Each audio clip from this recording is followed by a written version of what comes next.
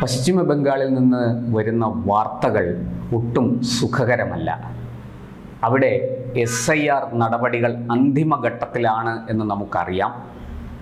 ഈ എമ്യൂണറേഷൻ ഫോം പൂരിപ്പിച്ച് തിരികെ വാങ്ങിക്കൊണ്ടിരിക്കുകയാണ്. നടപടികൾ പുരോഗമിക്കുന്നു. തുടക്കത്തിൽ വലിയ എതിർപ്പ് പശ്ചിമ ബംഗാൾ ഭരിക്കുന്ന തൃണമൂൽ കോൺഗ്രസും അതിൻ്റെ നേതാവ് മുഖ്യമന്ത്രി മമതാ ബാനർജിയും ഉയർത്തിയതാണ്. ഇതൊക്കെ നമുക്കറിയുന്ന കാര്യങ്ങളാണ്. ഇപ്പോൾ പശ്ചിമ ബംഗാളിൽ നിന്ന് വരുന്ന വാർത്തകൾ ഇത് സംബന്ധിച്ച് കൂടുതൽ ദുരൂഹത ഉണർത്തുന്നു എന്നുള്ളതാണ്. കാരണം സനാതനി സംഘട്ട് എന്ന് പറയുന്ന ഒരു സംഘടന സുപ്രീം കോടതിയിൽ ഒരു ഹർജി സമർപ്പിച്ചിരിക്കുകയാണ്. പശ്ചിമ ബംഗാളിലെ പോലീസിനെ, അതായത് പശ്ചിമ ബംഗാളിലെ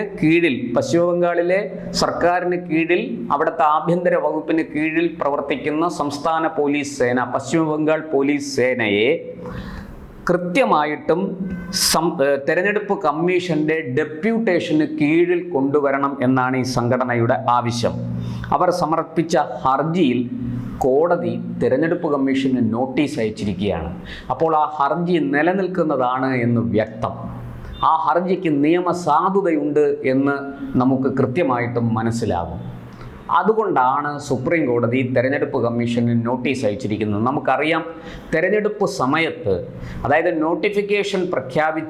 നോട്ടിഫിക്കേഷൻ വന്നു കഴിഞ്ഞാൽ പിന്നെ ഇതുപോലെയുള്ള കാര്യങ്ങളുടെ നിയന്ത്രണം, ലോ ആൻഡ് ഓർഡർ ഉൾപ്പെടെയുള്ള കാര്യങ്ങളുടെ നിയന്ത്രണം തെരഞ്ഞെടുപ്പ് കമ്മീഷൻ ഉണ്ട്.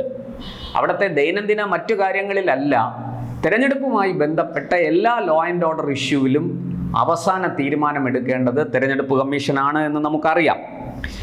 അതുപോലെ തന്നെ ഈ SIR പൂർത്തിയാകുന്നത് വരെ സംസ്ഥാനത്ത് കേന്ദ്ര സായുധ സേനയെ വിന്യസിക്കണം, അതിന് ബദൽ നിർദ്ദേശം നൽകണമെന്നും ആവശ്യപ്പെട്ട് ഹർജി വന്നിട്ടുണ്ട്. ആ ഹർജിയിൽ പശ്ചിമ ബംഗാൾ സർക്കാരിനും കോടതി നോട്ടീസ് അയച്ചിരിക്കുകയാണ്. ഇത് തെരഞ്ഞെടുപ്പ് കമ്മീഷൻ്റെ അഭിഭാഷകൻ ഇത് സംബന്ധിച്ച് ചില കാര്യങ്ങൾ കോടതിയിൽ പറഞ്ഞെങ്കിലും അതൊന്നും വിലപ്പോയില്ല. അതുമാത്രമല്ല, BLOമാർക്ക്, ബൂത്ത് ലെവൽ ഓഫീസർമാർക്ക് ജോലി ഭാരമില്ല എന്നൊക്കെയാണ് തെരഞ്ഞെടുപ്പ് കമ്മീഷൻ്റെ അഭിഭാഷകൻ കോടതിയിൽ വാദിച്ചത്. അതൊന്നും കോടതി ചെവിക്കൊണ്ടിട്ടില്ല.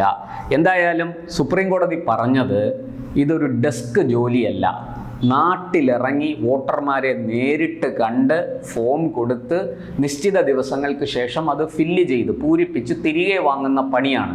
ഇത് കുറച്ച് മെനക്കെട്ട പണിയാണ്. അതുകൊണ്ട് ഇത് സാധാരണ ഫാനിൻ്റെ കീഴിൽ ഒരു കസേരയിട്ട് ഇരുന്ന് ചെയ്യുന്ന ജോലി അല്ല എന്ന് സുപ്രീം കോടതി വ്യക്തമായിട്ട് പറഞ്ഞിരിക്കുന്നു.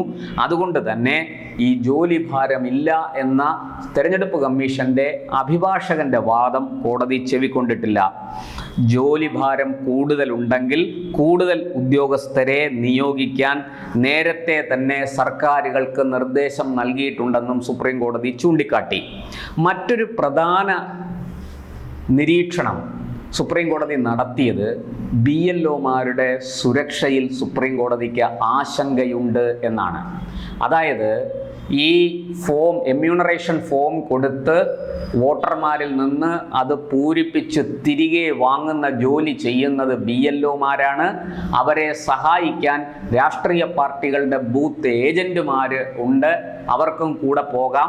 അപ്പോൾ എല്ലാ രാഷ്ട്രീയ പാർട്ടികളുടെയും ബൂത്ത് ഏജന്റുമാർ ആരാണോ അവർ കൊടുക്കുന്ന ലിസ്റ്റ് അനുസരിച്ച് അതത് ബൂത്തുകളിൽ പോകുമ്പോൾ അതത് ബൂത്തുകളിലെ ബൂത്ത് ഏജന്റുമാരെ കൂടെ BLO, ബൂത്ത് ലെവൽ ഓഫീസർ കൂടെ കൂട്ടും. ഇത്തരത്തിൽ പോയി വോട്ടർമാരിൽ നിന്ന് നേരിട്ട് വിവരങ്ങൾ ശേഖരിക്കുകയാണ്. അതിന് BLOമാർ പോകുമ്പോൾ അവരുടെ സുരക്ഷയിൽ ആശങ്കയുണ്ട് എന്നാണ് സുപ്രീം കോടതി പറഞ്ഞിരിക്കുന്നത്. ഇത് കൃത്യമായിട്ടും പശ്ചിമ ബംഗാളിലെ സംസ്ഥാന സർക്കാരിന് വലിയ നാണക്കേടുണ്ടാക്കുന്നതാണ്. മമതയ്ക്ക് തല ഉയർത്തി നടക്കാൻ കഴിയില്ല എന്ന് വ്യക്തമാക്കുന്നതാണ്. അതുമാത്രമല്ല, സംസ്ഥാനങ്ങളിൽ ഉണ്ടാകുന്ന ഇത്തരം സംഭവങ്ങൾ, ഈ BLOമാരെ ഭീഷണിപ്പെടുത്തുക, അവരെ തങ്ങളുടെ വരുതിക്ക് നിർത്തുക, ഇതൊക്കെ ചെയ്യുന്ന ഏതെങ്കിലും രാഷ്ട്രീയ കക്ഷികൾ ഉണ്ടെങ്കിൽ അത് ആ സംഭവങ്ങളെ നേരിടാൻ തെരഞ്ഞെടുപ്പ് കമ്മീഷൻ ഉചിതമായ നടപടി സ്വീകരിക്കണമെന്നും കോടതി പറഞ്ഞിരിക്കുന്നു. അല്ലാത്ത പക്ഷം അരാജകത്വം ഉണ്ടാകും എന്നാണ് കോടതി നിരീക്ഷിച്ചിരിക്കുന്നത്, മുന്നറിയിപ്പ് നൽകിയിരിക്കുന്നത്.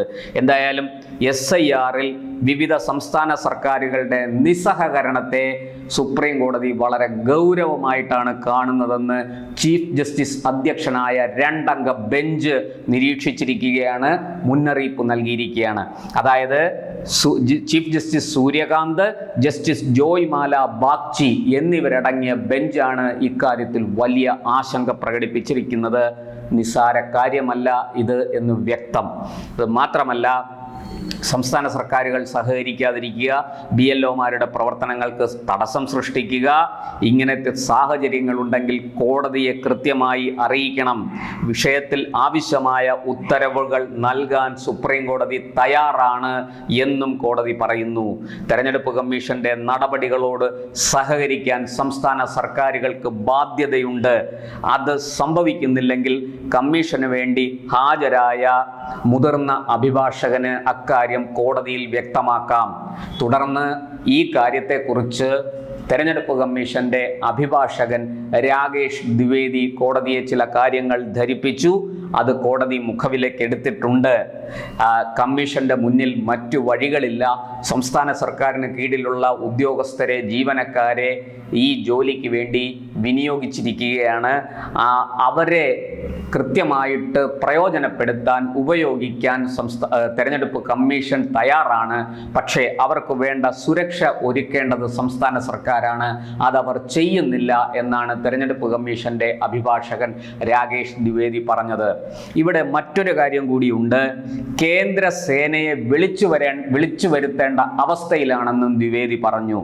എന്നാൽ തെരഞ്ഞെടുപ്പ് പ്രക്രിയ ആരംഭിക്കാത്ത സാഹചര്യത്തിൽ സംസ്ഥാന പോലീസിന്റെ സേവനം തേടുകയല്ലാതെ മറ്റു കാര്യങ്ങൾക്ക് തെരഞ്ഞെടുപ്പ് കമ്മീഷന് അധികാരമുണ്ടോ എന്ന് കോടതി ചോദിച്ചു.